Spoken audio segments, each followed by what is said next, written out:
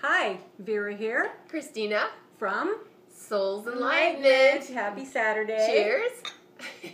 Vera and I were having our coffee today, and she was just telling me a really interesting story, and it's actually regarding a question that one of our viewers sent in about a gentleman. Cesar Millan. Cesar Millan, and do you want to tell them real quickly who that is? Well, for those of you that don't know, maybe don't have a TV or the internet, he is what they call him the dog whisperer. Yeah. And he trains dogs, and he's just really amazing with them. And I believe he has a lot of pit bulls himself, for himself, yeah. But yeah, so somebody wanted to know what past life he may have had, that affects him in this current lifetime. You guys, this is really a cool one. Okay, so Vera. Yeah. What I got was that he is Native American, and of course, the dog was his spirit animal, and that was what he would shapeshift into. That's fascinating. Yeah. God, it still gives me chills. Okay, so when the shape-shifting thing, did they, I understand about how they would take peyote or different things to induce the state where is that what you mean? Yeah. Okay. Yeah. That makes sense to me. I mean, it really how they would connect with that energy and experience. Yeah, and he had so many dogs around him in that past life too, that he would just be able to. He talks to them. That is so. And cool. he knows what they're saying. So in that past life as well as in his current lifetime. That is so very cool. Yeah. That's interesting. Vera and I also were wanting to talk about totem animals in general, and how totem animals, it's really interesting because they're there to help us, protect us, and they can bring us messages, and they can also be like a symbol for us, right, Vera? Let's say because it's easier for our human mind to grasp a concept if we have a symbol. And one of the ways that totem animals help us in life is, let's say if we have to make really difficult choices for our children, a totem animal that we might focus on could be like a bear, because you know how a mama bear or a papa bear is ferociously protective over their cubs, and it could help to give us the strength to make those difficult choices and stuff like that, for our kids. And just like the wolf. Because that's one of mine. I wanted to ask you, so what quality do you feel that the wolf most represented for you? Family. Really? Yeah, they're very family, tribe-orientated. They're, I guess you would, not a tribe, but... No, I like tribe. Yeah. they're fiercely like loyal. a pack. Pack, that's the word, yeah. And they protect each other, so... And she is so like that.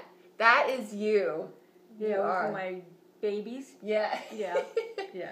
That's really cool. And I was going to say, too, one of the really neat things that we've learned from Angus through Vera as a psychic medium is, because Angus is on the other side. And he's our master teacher. Yeah, and this is something I never knew before, because I thought that we have one totem animal in life. But what did you find out from Angus? No, we have so many different ones, especially if we're going through different situations in our lifetime. So we have several. Yeah, it's really cool. And it was interesting, too, because I had my black bear for the beginning part of my life. And then when I was leaving a situation that was really hard to see through the negativity, I saw my killer whale. And it's interesting because, I think maybe sometimes people might associate negative things with a killer whale. I don't know, but a killer whale to me was... it was so neat because I saw him in my dreams. He was coming to me during that time period when I needed, and he was cutting through negativity, and he was in water too, so it was clarity through the situation. Yeah. So it was really cool. So, you might have an inkling of of what your totem animal might be from what you resonate to, right? Or what you really love. But if you don't, they can also probably pick up on it through your dreams. Dreams, definitely. And to ask them to show themselves to you in your dream time, and then you will discover another being there that's there to help you through your life.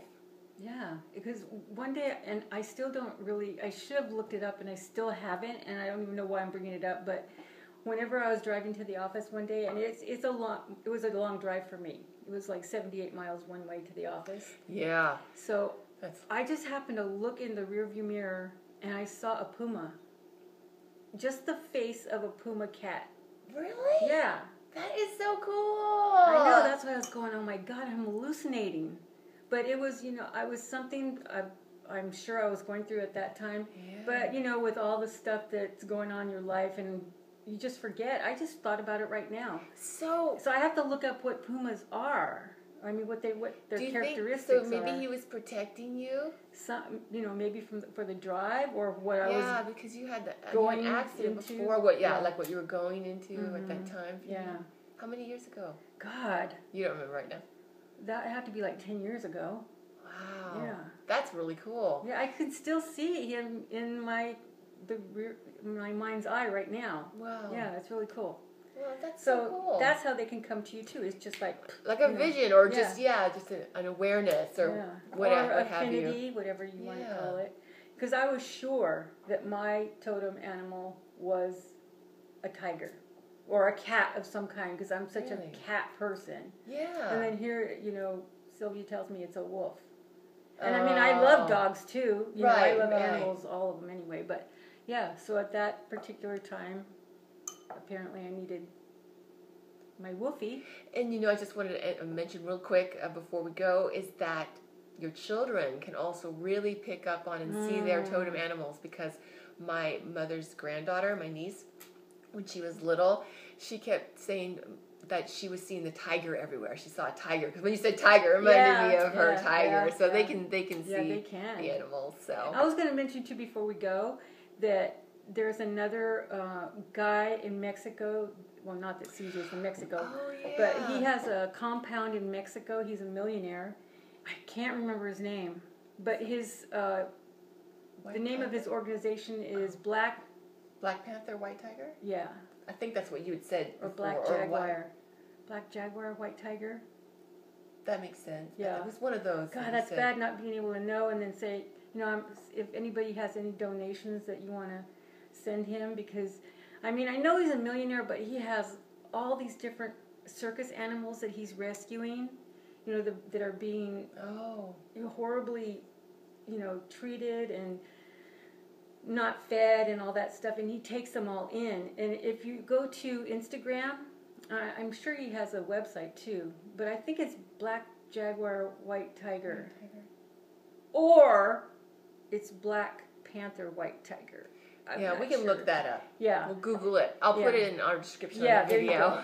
There you go. But, if I know everybody has different things that everybody wants to give to, but, these animals are forgotten, when they're discarded, or people that have gotten them and as pets, and then they grow up and they don't know what to do with them. But this guy, you see these big old cats running up to him and then just hugging him like a domestic cat.